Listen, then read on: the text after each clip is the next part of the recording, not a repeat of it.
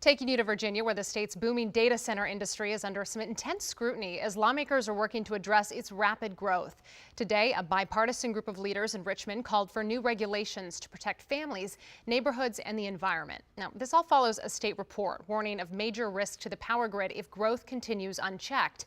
Our Matthew Torres is joining us live from Virginia's capital. And Matthew, it really sounds like Northern Virginia's leaders are ready to tackle this issue, but help us understand what's at stake here.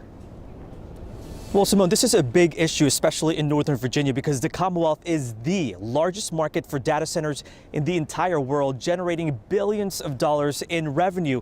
With that type of growth, there are concerns over the environmental impacts, rising energy demands, and what this could cost taxpayers in the long run. And this morning, lawmakers on both sides say it is time for limits and greater oversight.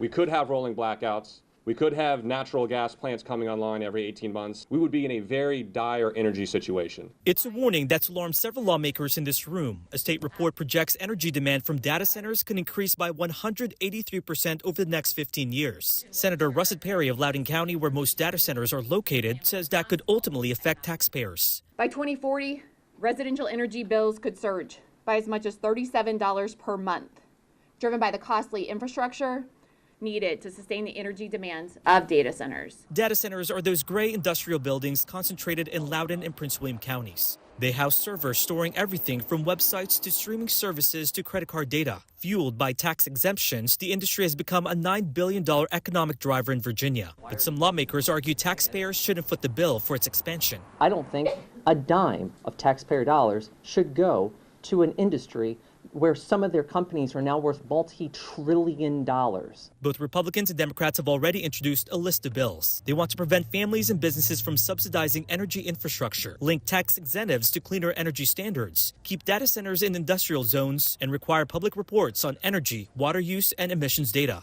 Transparency will be a huge issue. It's one of the primary concerns I hear from my constituents. Governor Glenn Youngkin says Virginia needs to be the data center capital of the world. Republican Senator Bryce Reeves of Culpeper agrees and says decisions about land use and data center development should be left to local communities. I think it's fantastic.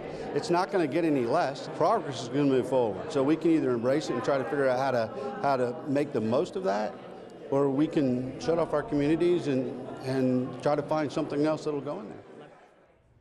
And lawmakers behind these bills say they are open to working with the data center developers. The president of the Data Center Coalition sent me a statement saying they are reviewing these bills, but are also looking forward to working with the General Assembly to, quote, ensure responsible growth. Simone?